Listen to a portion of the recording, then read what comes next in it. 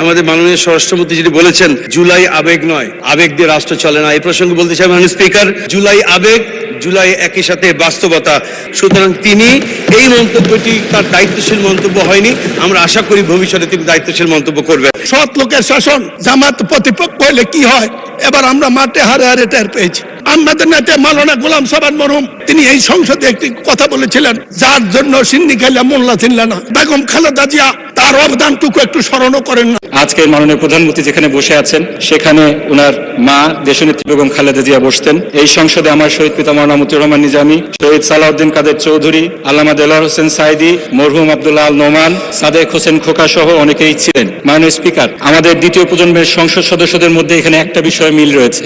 আমরা সকলেই ফ্যাসিবাদের নির্যাতনের একটি কঠিন অধ্যায় পার করে এখানে এসেছি। দেশনেত্রী বেগম খালেদা জিয়া, তাকে যেভাবে এক কাপড়ে তার বাসা ছাড়তে বাধ্য করা হয়েছে, মামলা হামলা করে তার পরিবারের উপর নির্যাতন করা হয়েছে, মিথ্যা মামলায় সাজা দেওয়া হয়েছে। একইভাবে আমার শহীদ পিতা মাওলানা মতিউর রহমান নিজামী, দেলোয়ার হোসেন সাইদি, শহীদ সালাউদ্দিন কাদের চৌধুরী সহ অনেককেই শতাব্দীর জঘন্যতম মিথ্যাচারের মাধ্যমে বিচারিক হত্যাকাণ্ডের শিকার হতে হয়েছে।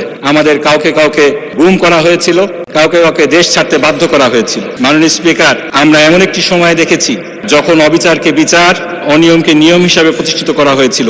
আদালতের কাঁধে বন্দুক রেখে সংবিধান সংশোধন করে ফ্যাসিবাদকে সাংবিধানিকভাবে প্রতিষ্ঠিত করা হয়েছিল। মাননীয় স্পিকার, ফ্যাসিবাদকে প্রাতিষ্ঠানিক রূপ দেয়া হয়েছিল। সেই ফ্যাসিবাদকে অপসারণ করার জন্য, গণতন্ত্রকে পুনরুদ্ধার করার জন্য একটি বিপ্লব অনিবার্য হয়ে পড়েছিল এবং সেই বিপ্লব আমরা দেখেছি 24শে জুলাই। এদেশের ছাত্র জনতা দল মত নির্বিশেষে বুকে তাজা রক্ত ঢেলে এদেশ থেকে ফ্যাসিবাদকে উৎখাত করেছে। মাননীয় স্পিকার, আমরা সকলে এই জুলাই সনদ বাস্তবায়নের কথা বলছি, যে সনদের ব্যাপারে আমরা সকল দল একমত হয়ে স্বাক্ষর করেছি, যে সংস্কারের বিষয়ে প্রায় 70% জনগণ হ্যাঁ ভোট দিয়েছে। কিন্তু আজকে সেই সনদ কিভাবে বাস্তবায়িত হবে সেটা নিয়ে ধোঁয়াশা তৈরি হয়েছে। মাননীয় সংসদ সদস্য স্বরাষ্ট্রমন্ত্রী সালাউদ্দিন সাহেব বললেন, এই আদেশটি না আইন না অধ্যাদেশ।